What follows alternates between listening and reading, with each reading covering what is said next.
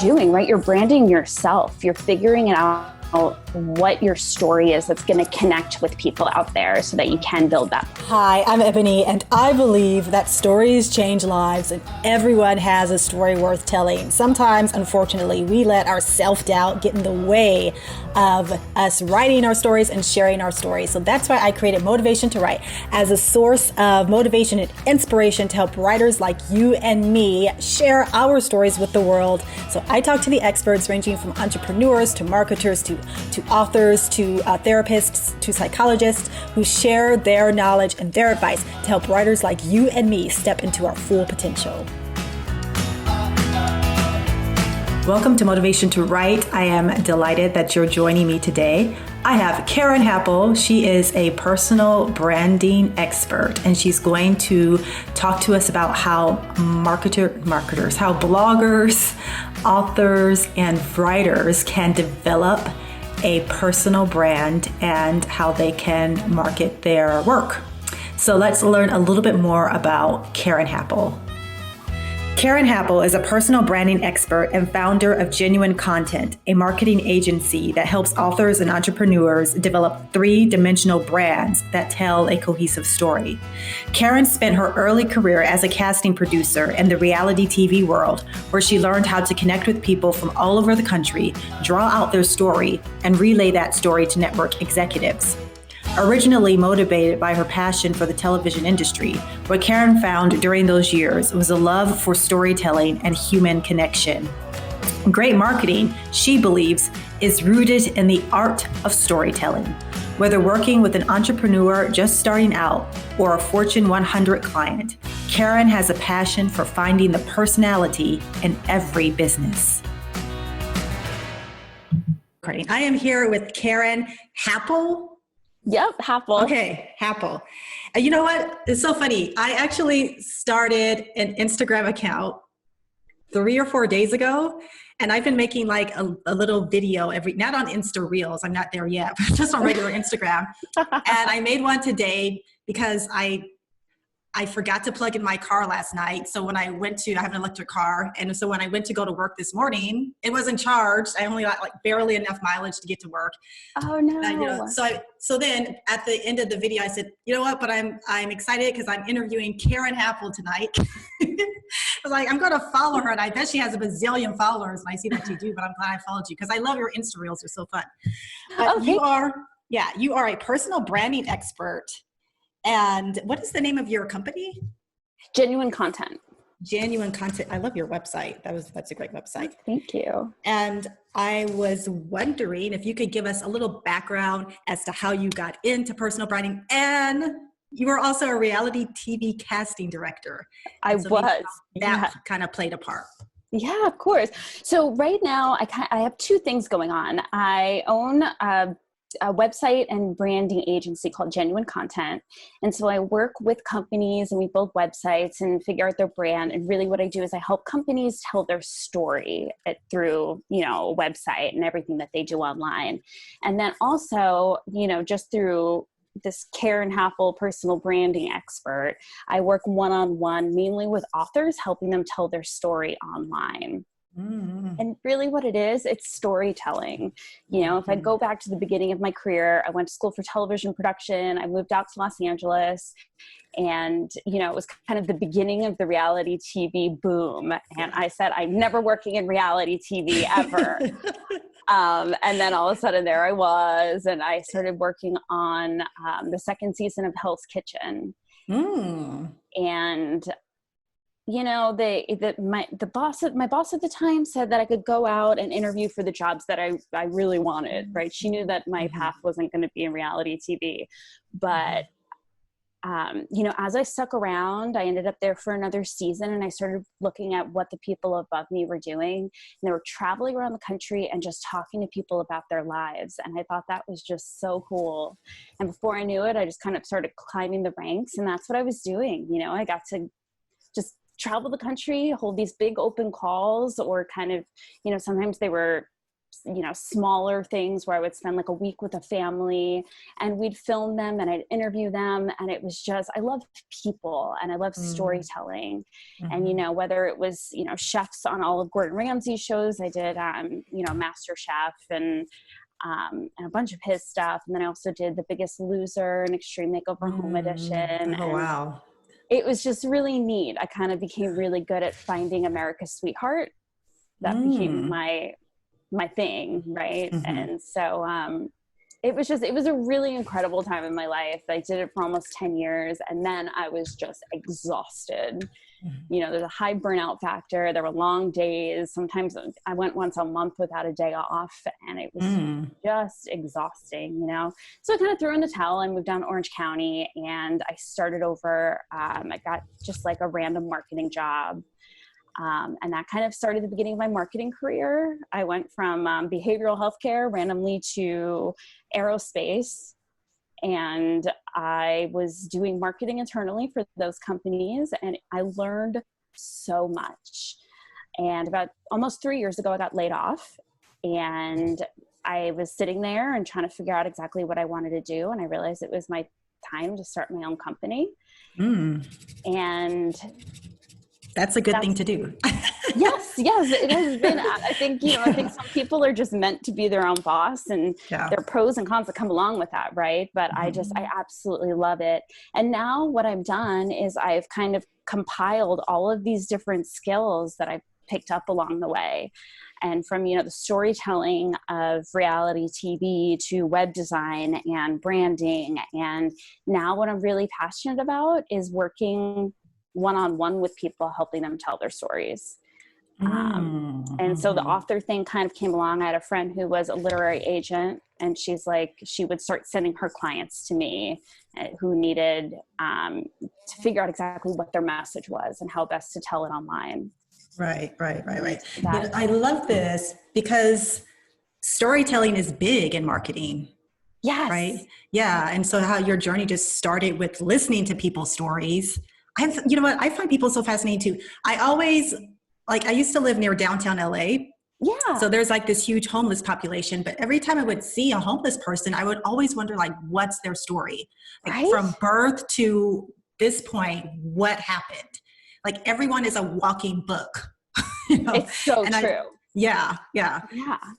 That's great. So when you went into marketing, did you have any like formal marketing experience, or was it something you just naturally picked up or you learned on the job?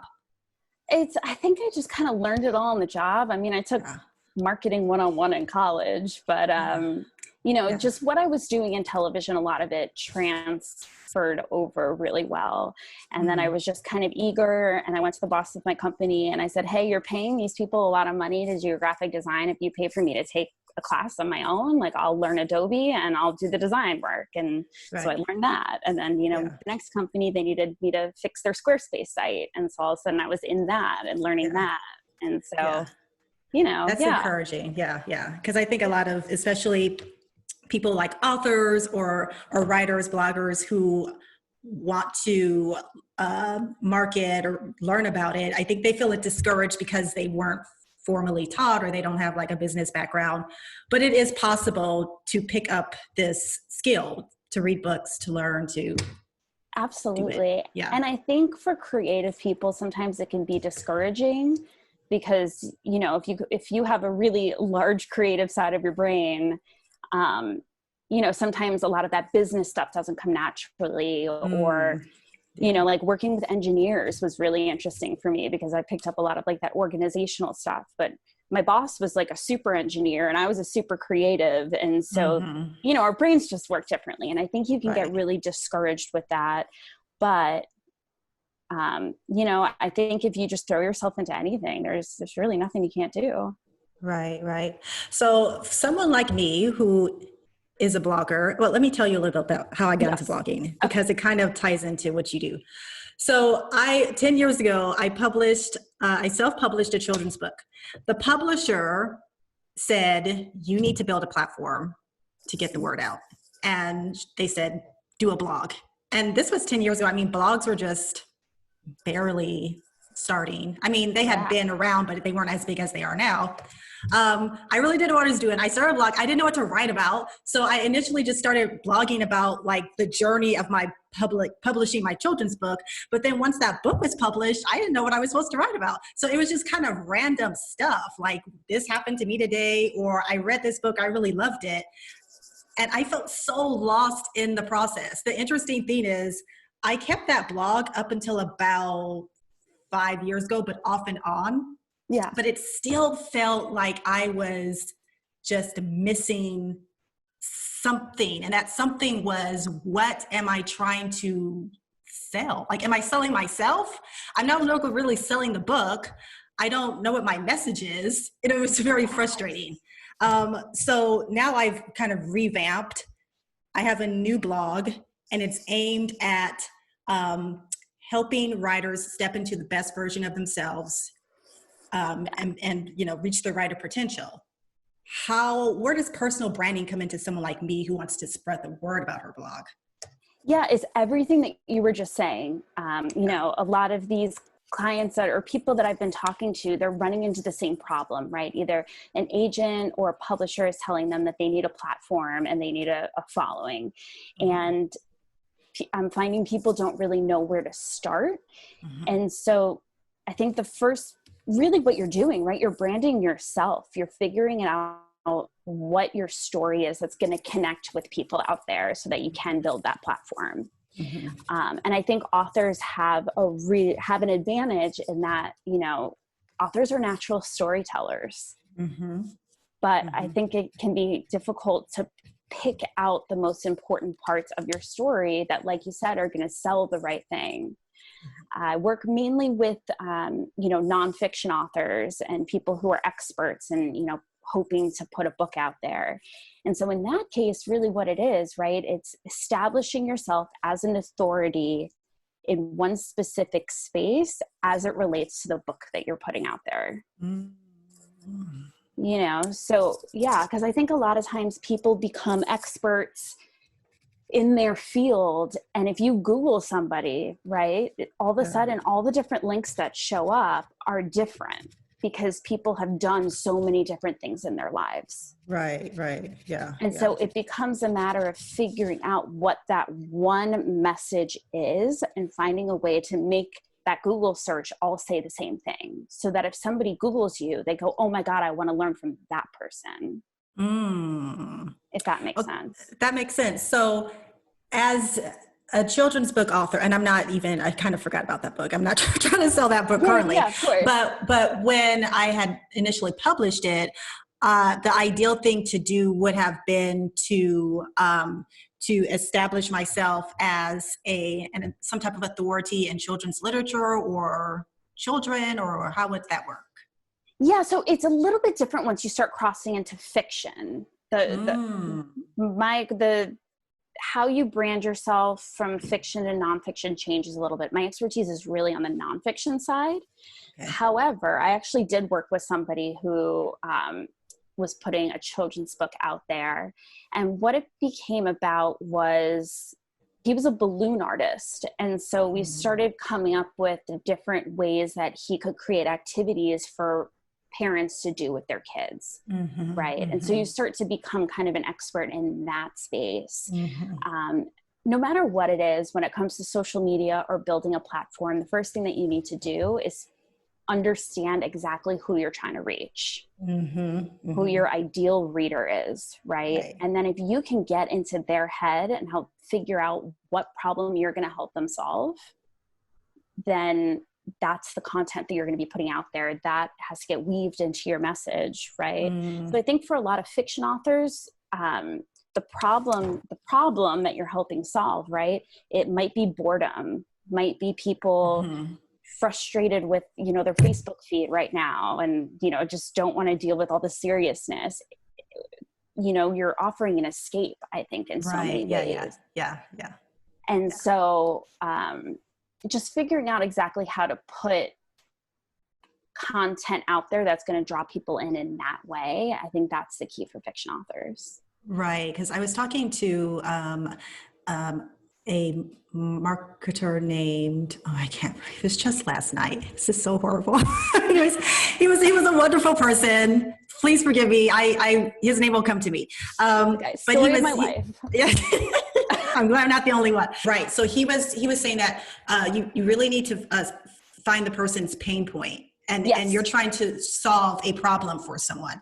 Yep. So for someone who is bored or is tired of reading their Facebook feed or whatever, you got to figure out some way to present a solution to that. Exactly. Right. In a way that relates to the book that you're writing. Right. Okay. Yeah. That can take a bit of thinking and creativity. Yes. Yeah. Yes. Yeah. So what I always have people do is I have this exercise called the client bio.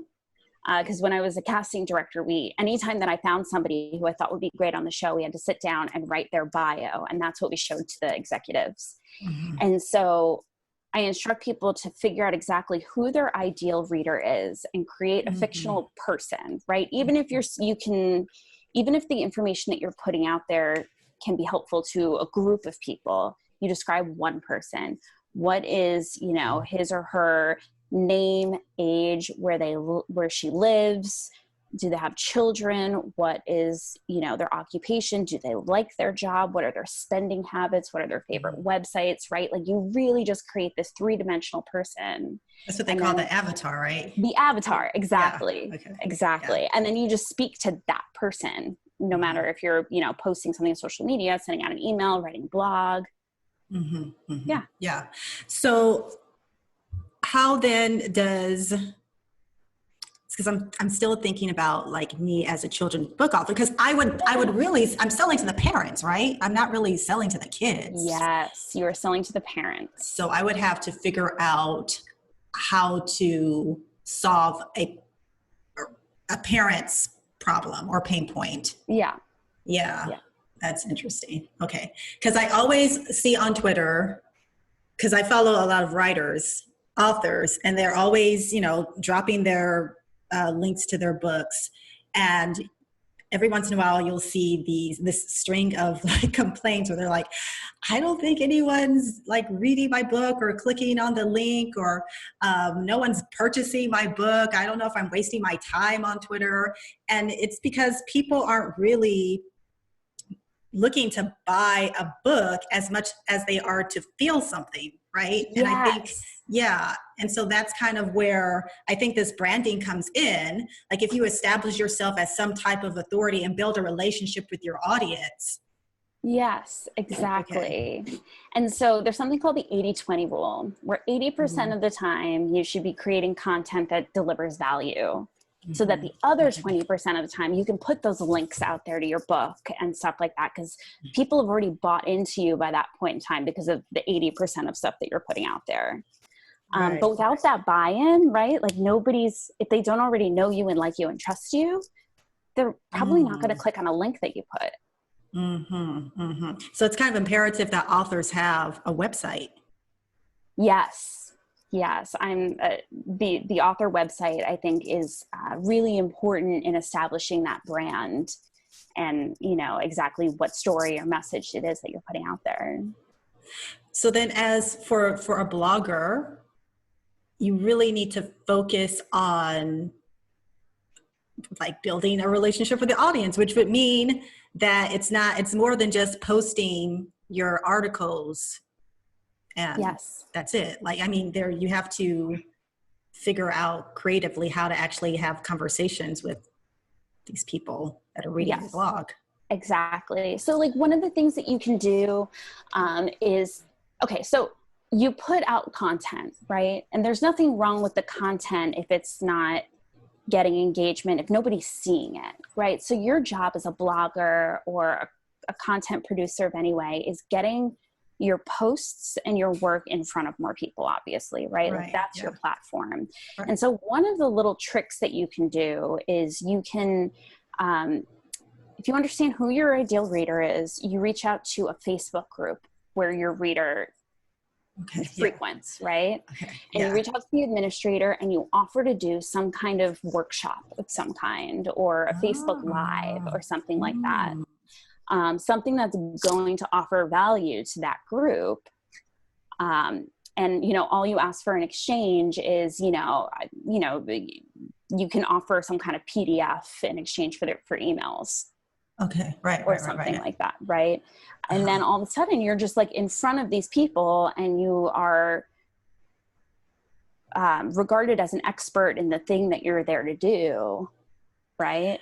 Right. I just kind of started back on Facebook. Oh, God, And, I know.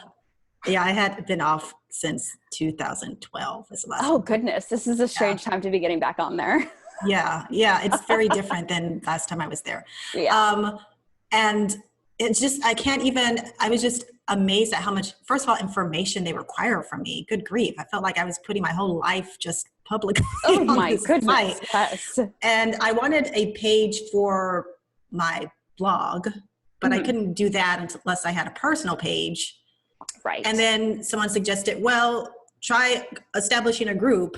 So I feel like I have 3 different things I'm trying to juggle. But what I figured, because I want to, just as you said, I wanted to expand my audience, I joined a few groups. But I don't know what to do inside. I mean, no one's really talking to each other.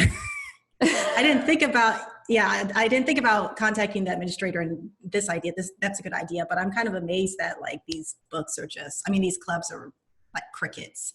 It's basically just the administrator publishing stuff, but no one's really like networking or talking to each other.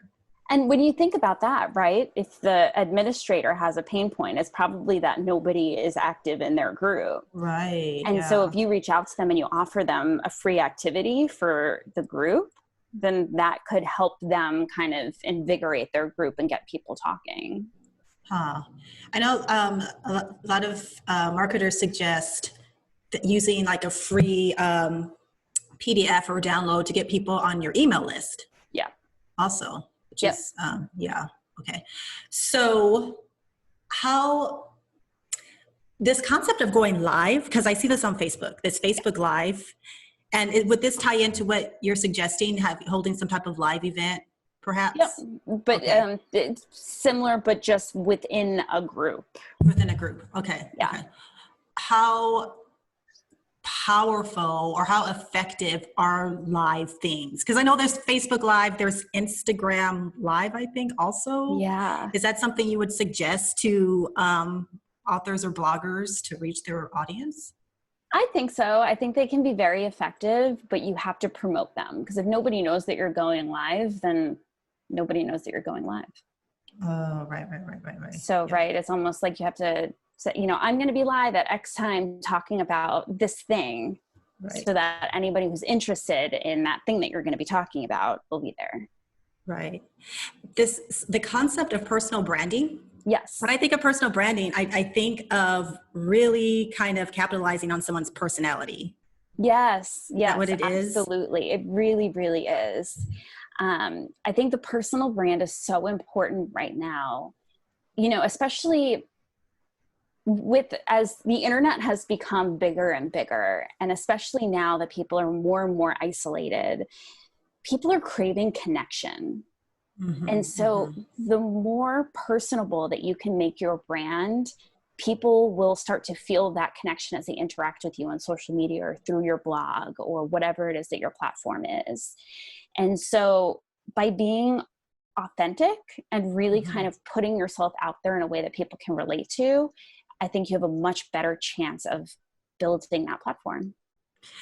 Yeah, it's interesting. I had conversations about authenticity and how, like, what that means exactly as far as like promoting yourself, because I like some people might take authenticity a little too far, like, something like, go totally Cardi B and you're like, going off and someone, they would say, I'm just being real, but it's, I don't know if you want to be that real.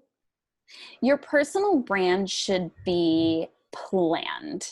Okay. You should have I like to have a certain like bucket of things that I can always pull from that I know are like safe within my brand. Mm-hmm. So for me, it's, it's my dog, it's my love for coffee, But you won't ever see me posting about my relationship.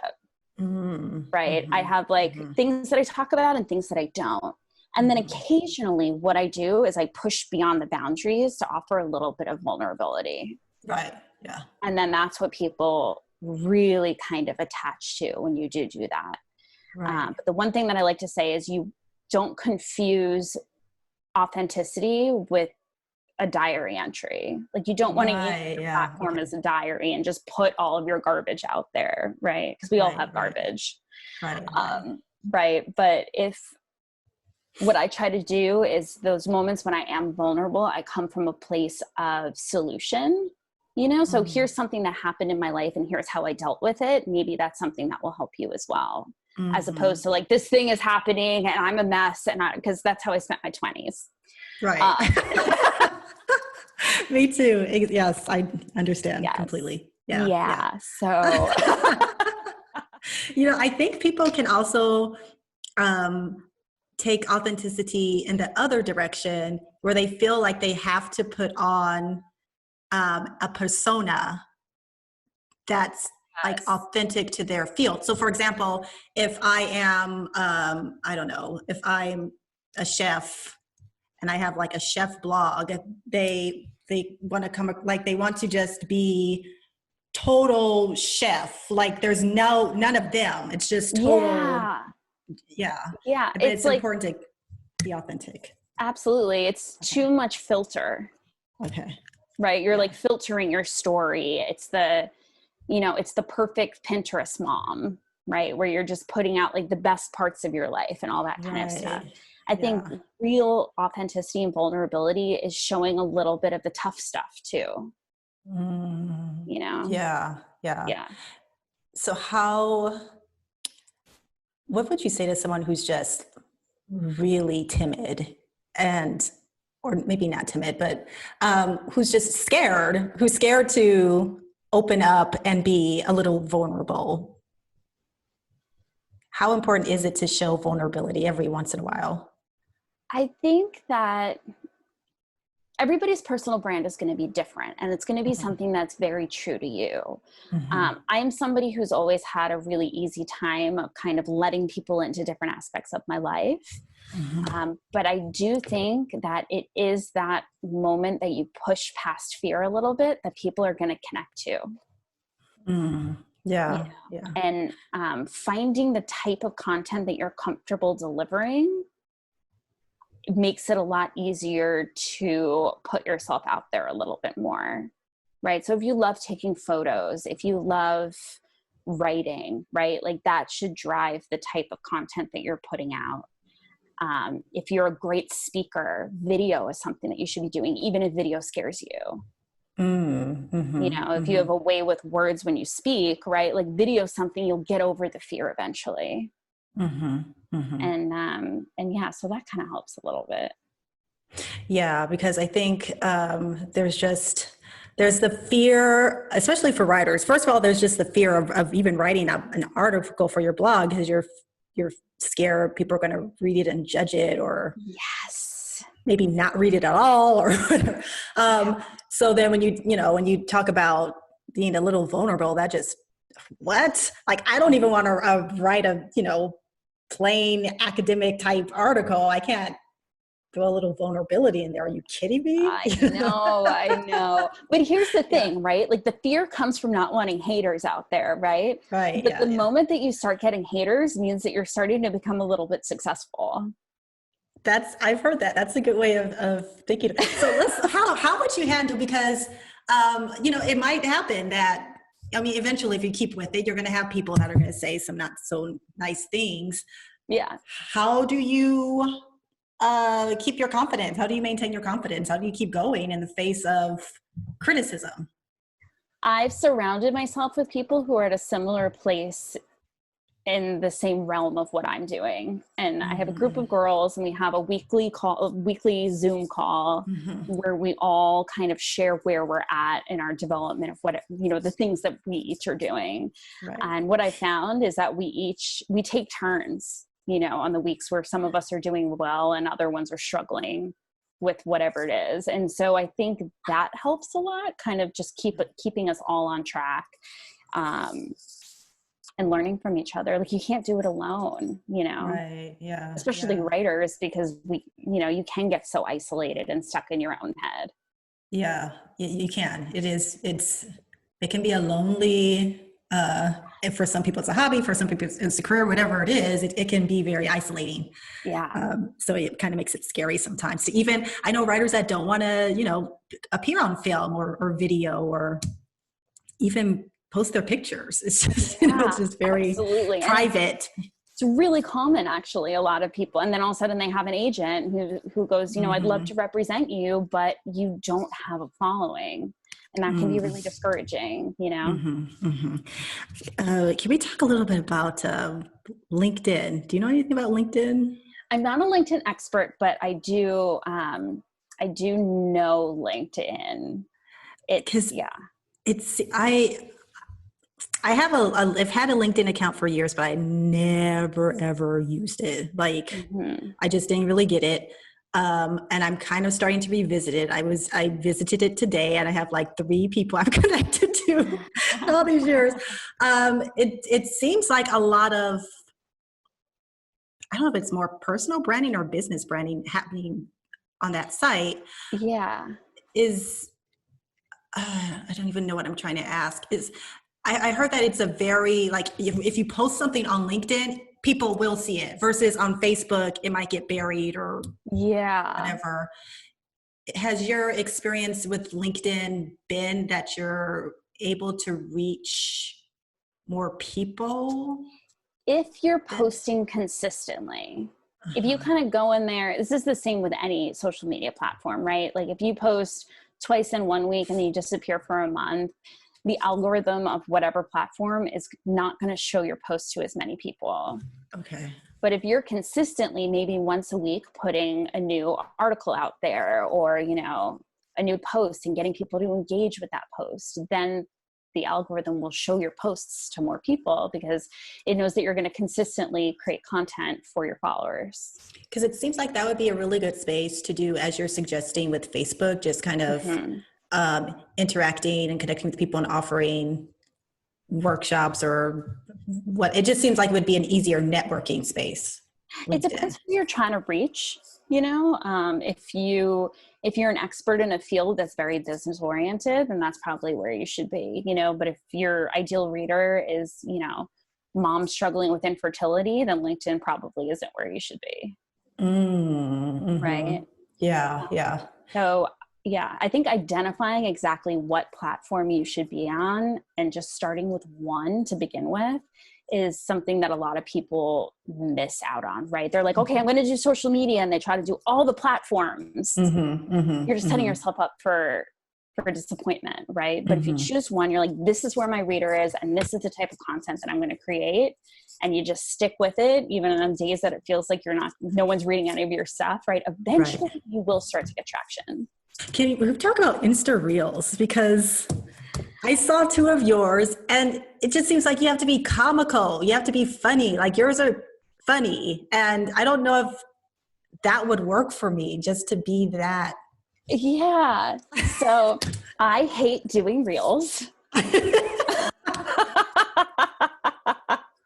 glad you admitted it. Oh my God. It's like, I have someone who helps me with social media, and we've decided I'm going to do 2 Reels a week, and twice a week. Oops. Did I lose you? Are you still there? I'm still here. Oh, I had something pop up on my computer. I'm sorry. So twice a week, I get a message from her where she's like, hey, Karen, where's your Reel? Okay. But first I'll start with why Reels are important right now. So Instagram, whenever it has a new favorite child, it incentivizes that. So if you're doing Reels right now, early adopters of the Reels, Instagram's going to show them to more people. So, and also everybody's making mistakes right now because it's new. So why not just get in there and make your mistakes while everybody else is making mistakes, and you can kind of figure it out that way. As far as having to be funny, you don't. It's actually a really great opportunity to show your expertise in any in any arena. Okay, I was thinking about that because I think they're limited to how many minutes, those reels, or seconds? It was 15 seconds. It's been increased to 30. Oh my goodness. Okay. Well, so I've heard people say, yeah, these are great opportunities to teach something in 30 seconds. How in the heck, I know you can fast forward, which would be one, but for me as a writer, what am I going to teach in 30 seconds? I mean, I can't fast forward something without sounding like a chipmunk. I guess that would be funny, but I don't know how to, what am I going to do? Help me out, Karen. What am I going to do? You'd be amazed at how you can take one concept and break it down into little segments. And then all of a sudden, instead of one video, you've got 4 smaller ones. And it's almost like a to be continued type of thing. Okay. Yeah, that makes sense. So like part 1, right? I had a bunch that were, the 3 different types of engagement.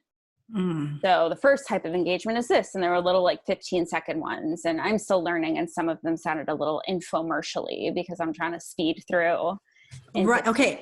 Do they have to have music? Because it seems like it's like TikTok, where when I think of TikTok and Insta Reels, I think of dancing, I think of lip syncing, I think of whatever you're doing, there's some type of music happening behind you. Does that always have to be the case? It doesn't have to be the case, especially if you're teaching something. Okay. I haven't seen any of those yet. I guess I'm not looking a lot. Okay. Yeah. I mean, really what you need to do with Reels is just dedicate time to watching Reels. Watching like other people's Reels, right? Because all of a sudden you just start getting inspiration. You start seeing what other people are doing, people in your field, in other fields. And that's really the only way to figure out exactly what your content's going to look like. Just seeing what other people are doing out there and what's working for other people. I think the same thing works with like building your blog or like learning marketing, is you just have to kind of pay attention to what other people are doing. Absolutely. Research, right. Yeah. And I was talking to someone about market research. I mean, we didn't ever say the term market research in our conversation, but essentially that's what it was, like learning your audience, what do they want, what do they need, and what they've tried before. Does that play into your role as like a branding expert? Do you ever use any of the market research or? Absolutely. I think understanding who you're marketing to and what is working for your competition and what's not working for your competition, no matter what, that's always going to help you figure out what your brand should look like or sound like, or, Right. Yeah. Again, so this identifying your competition, that is scary to me. I don't know why. When I think about competition, it's like I automatically label myself as the loser. Competition. No. I don't know. I just don't like thinking about competing with other people, but essentially we were competing for people's attention and for eyeballs. Eyeballs. Okay. So it's important. Yeah. Yeah. And at the same time, I hate the word competitor. Right. Yeah. The people who it's are an icky word. Exactly. You can end up collaborating with them. Right. We're all in this crazy mess together. Right. Yeah. Yeah. So I think, go ahead. Sorry. No, go on. So I think as far as, personal branding as a blogger, what you want to make sure that you have is a very clear message of, what it is that you're offering with your blog in like one sentence. You have to be able to identify that. And then the other thing is great photos. I was going to ask you about imagery and pictures and how important that is.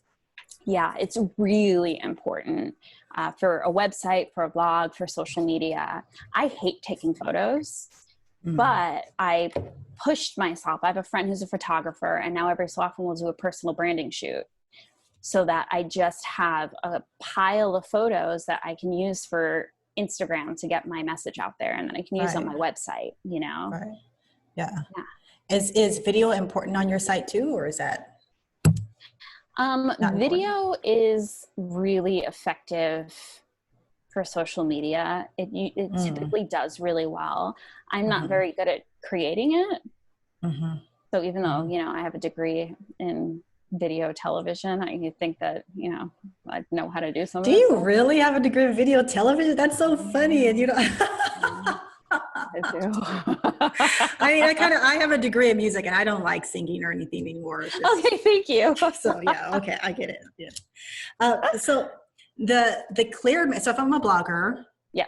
I definitely need a clear message. Yep. Which I think is important because, I see a lot of blogs where it's just kind of like mine used to be just randomness.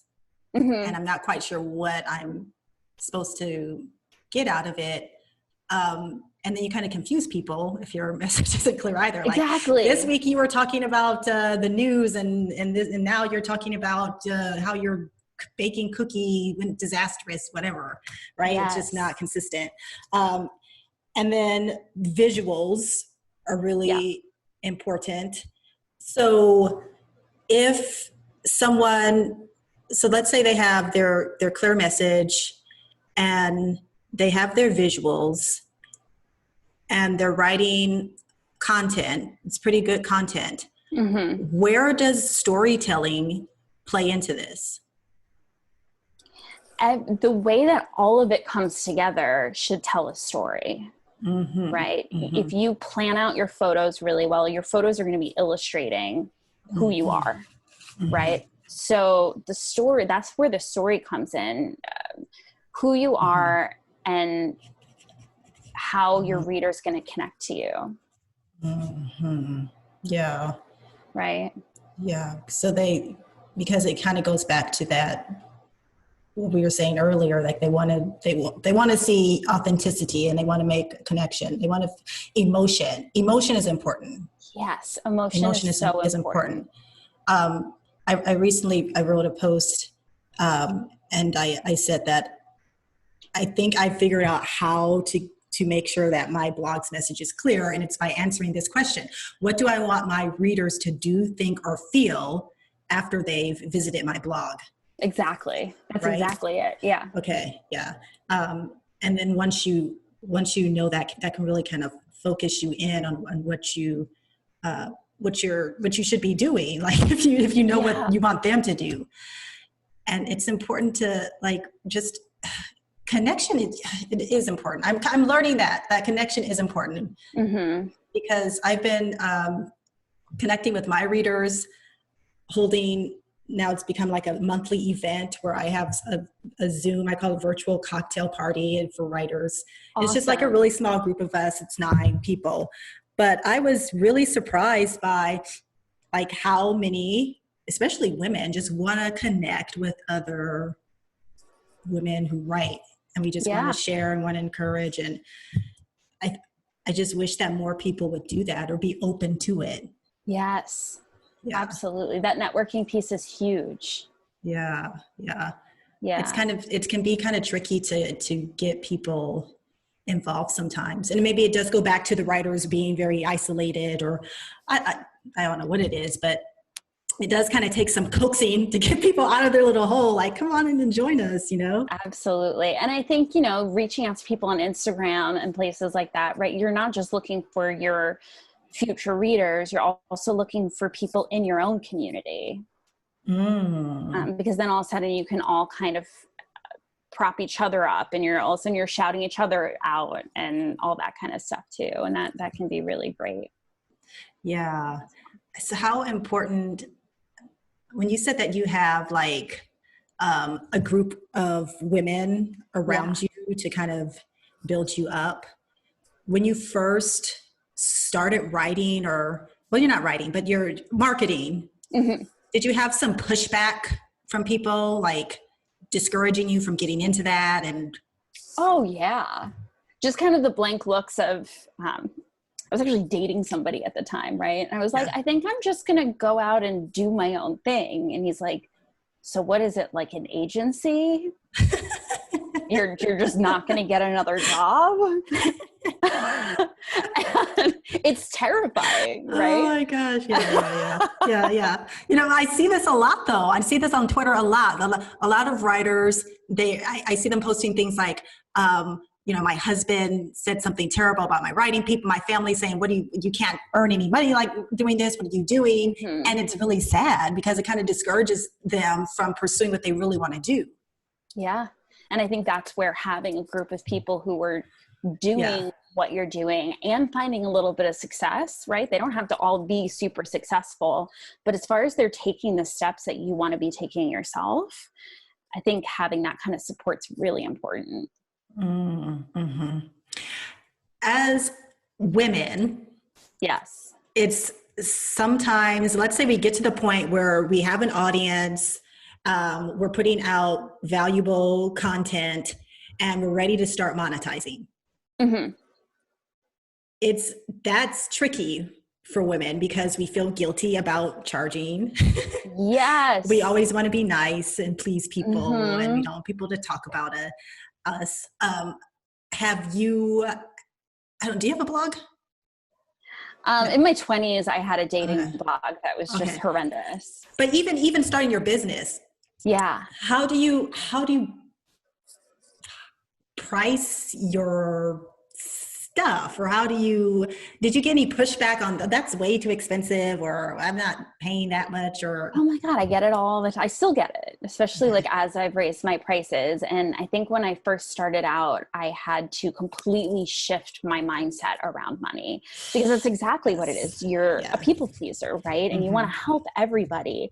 And so there are certain things that people told me, that helped a lot. And the first thing is, if I'm not making money, I'm not going to be able to continue doing the thing that allows me to help more people. And so that helps a lot. And I don't know, I think it's like a muscle that you start working, and I have to constantly be conscious of it, because all of a sudden I'll start backsliding and I'll start giving more discounts, and don't worry about it. It's okay. And I only hurt myself that way, Because I know when at one of my events, and I was talking to this group of women, and that came up, like, we want to monetize, but we don't want to price things. We always undervalue ourselves. And when you undervalue yourself, you start to feel resentful because you're doing so much work, and you know it's worth more than what you're charging. But at the same time, you're scared of people talking about you and questioning you. And it's just this place of frustration that we get stuck in, Oh, it's a mess. It is a mess. Yeah. Yeah. But I remember hearing someone say that it's not like you're pricing yourself or your value as a person, you're pricing the value of your product, right? Yeah. Okay. And what they're going to get out of it, especially if the product that you're creating is going to make somebody else more money. Well, then that's more valuable to them, Right. And it would be a disservice to not offer what you're selling. I mean, if your product can really help people, then you need to sell it, right? Yeah. And so one of the things I've done is I have tiers, so that there is an entry level thing where I can help people, but it's not as time consuming. And then there's, the full, like, I will build the whole thing for you for people who do have the budget. And so that way you're creating a value structure instead of just trying to give everything away.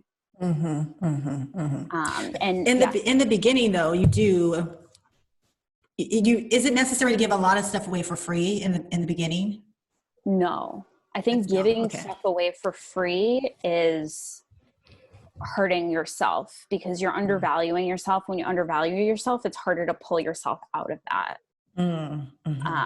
And so there's, perceived value is a really big thing. People see a price tag and they think that that's the worth that they're getting out of it. Right. So all of a sudden people also, especially like if you're a writer and you're doing something for free, people don't show up in the same way. Right. Yeah. Right. Because then they don't value your time either. But if you're making them, put their money where their mouth is, if you will, then they'll show up when they need to be there as your client. Right. Yeah. Yeah. If you're pricing yourself not yourself. If you're pricing, it's so hard to, but if you're pricing your product at what it's truly worth and not undervaluing, you might not need to work as hard. Because if you, like, for example, if you're having, I don't know, if you're doing coaching and you're only charging like, I don't know, $100 an hour. Right. How many clients are you going to need to really make it by? Yeah. You know what I mean? And then you're overworked. And then are you really Right. providing the value that you want to be able to provide? Exactly. Yeah. Yeah. Yeah. I don't think these are things that we really think about. I think we just get so caught up in you know what it is? It is exactly what you said earlier. It's mindset. It's mindset around money. Like, we really need to shift our thinking around our relationship with money and our relationship to ourselves. Like, that's a big one also, because if we don't believe in ourselves, don't believe in our just essential value as a human. Yep. When it comes to pricing our work, we're going to undervalue. And so, right? and it's all up here. It really, really is. You know, in the beginning, I had done some work for friends just to kind of build my portfolio. And I remember being at a networking event and making the decision I was going to stop calling them my friends and start calling them my clients. Even though money hadn't exchanged hands, really, like maybe somebody would have thrown me a little bit of money. But all of a sudden, just by shifting the words that I was using to describe myself and describe my work, and I started calling myself an entrepreneur instead of just, I'm kind of doing this and a little bit of branding, there's some web design, right? All of a sudden people started taking me more seriously because I was taking myself more seriously. Right. Yes. And why is it so scary to do that? Because I went through the same thing where I actually have a client, a writing client. I'm a writing coach, but to call myself a writing coach was really hard.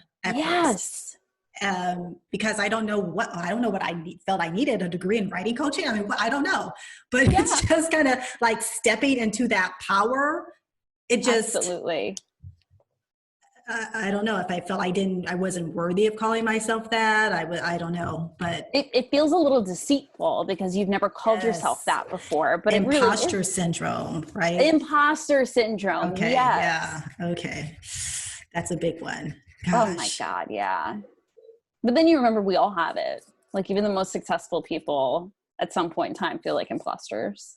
Right. So I guess faking it till you make it. I mean, is that what you kind of have to do? Yep. Yeah, it really do, because otherwise you can drive yourself crazy thinking that you're just not even worth it. You're just, the funny thing about the whole fake it till you make it phenomenon is that you're really, most of the time, only faking it to yourself. Right? You're actually doing the work that makes you the thing that you think you're faking. Right. Yeah. Right. Yeah. So, another thing I think happens is that we just spend way too much time in other people's heads. Like, we can never know for sure what anyone else is really thinking. Yeah. We spend so much time in their head trying to figure out what they might be thinking about me. And I've completely abandoned my own thinking. I've completely abandoned myself, and it's that can keep you stuck. Absolutely. Mind your own business, right? I think I got that from what is her name? Katie Byron. Have you heard of her? Oh, yeah. I think I got that from one of her books. Like mind your own business, mind your own thoughts. And what other people think about me is none of my business. Exactly. Yeah. Karen, this has been great. It's an hour already. Gosh. Oh my goodness.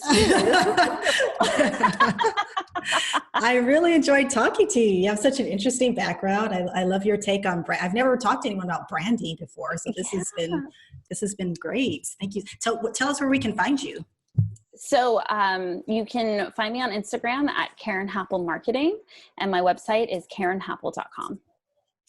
I will post those links, and I'll talk to you. I'm going to stop recording and chat with you a bit afterwards. Yeah, of course. But thank you so much for joining me. This was great fun. This has been so fun. Thank you so much for inviting me. Okay, bye-bye. Bye.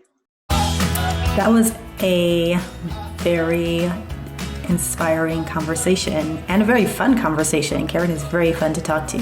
I hope that you check out her website and her services and her social media, especially her Insta Reels. They are hilarious.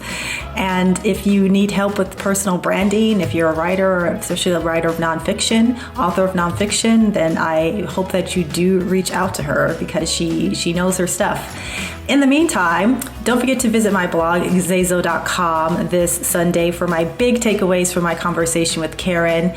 You can follow me on Instagram and Facebook at Motivation to Write and Twitter at Ebony Haywood. Thank you so much for joining me this week, for taking the time to join me. And next week, I will have another fabulous guest, so tune in. And I hope to see you soon. Okay, bye-bye.